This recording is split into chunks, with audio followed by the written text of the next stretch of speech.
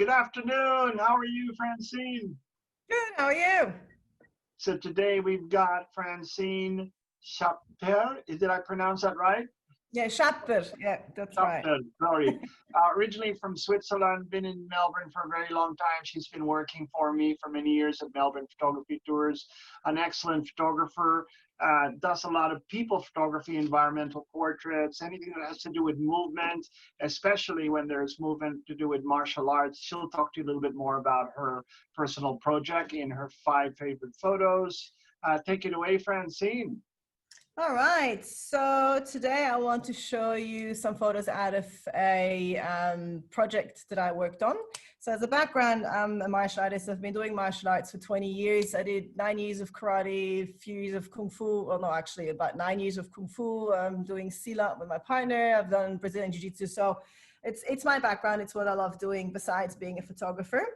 And this project kind of came to life because I just wanted to show a different side of martial arts that I couldn't find anywhere, especially not in photography, which is more of a creative, unique, artistic approach of showing more about the people behind it. I think it shows the dedication, and it just kind of, it's an interesting way for me to look at martial arts, and I just hope that it creates a bit of interest and a bit of curiosity about what martial arts is or can be. So in this first shot, we have, he's a stuntman, stunt coordinator.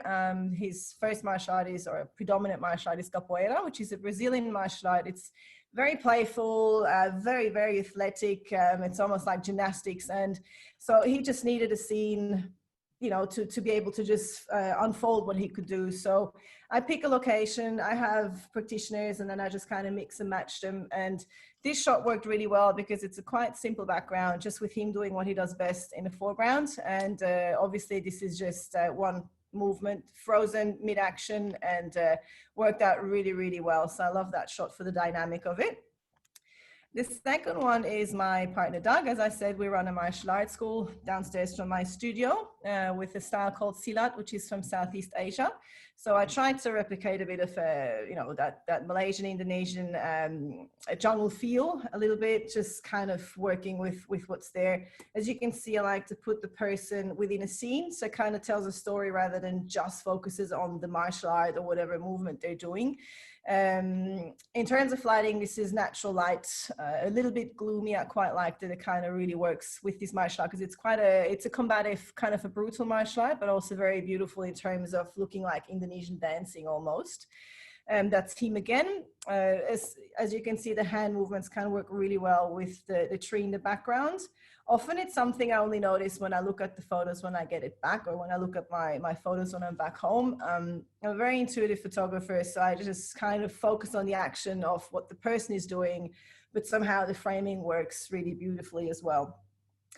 The next shot is a bit more cinematic, kind of reminds me of like Kung Fu movies a little bit. I had this idea of the cherry blossoms on the trees and on the ground. Obviously, it's a bit hard to find here.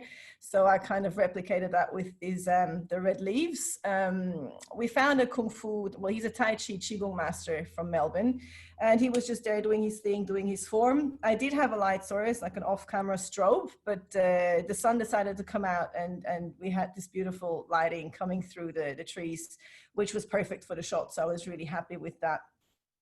And the last shot I want to show you today is Aikido. It's a very dynamic martial art. There's a lot of throws in there. There's a lot of folding, and those people are very well versed in how to fold properly, which is the only reason why we could do it on a hard surface. And I do prefer shooting single frame rather than using continuous frame mode. And also for me as a challenge, just to be able to pick that one moment and a one shot that is the perfect extension or the perfect moment within that technique. So that means that they often have to redo a movement, you know, a few times, but I can't have them do it 20 times. So I usually get it within the first 5 tries. And if not, then we'll just try something different and go back to it later. So all in all, it's a very natural approach that I have. And yeah, it's a good challenge for myself. Great. Well done, Francine. A really interesting personal project there, and you can really see your passion for the different types of martial art, especially Silat the one that your partner and you also do when you're not doing photography. So thank you so much for your time today to explain to us your personal project. And if anyone is interested, Francine works for me part-time at Melbourne Photography Tours, an excellent teacher as well, excellent photographer. As you can see, I'll be putting her website details at the bottom if you wish to get in contact with us. Thank you so much for your time today, Francine. Thank Stay you. safe. All the You too. best. Bye. Bye.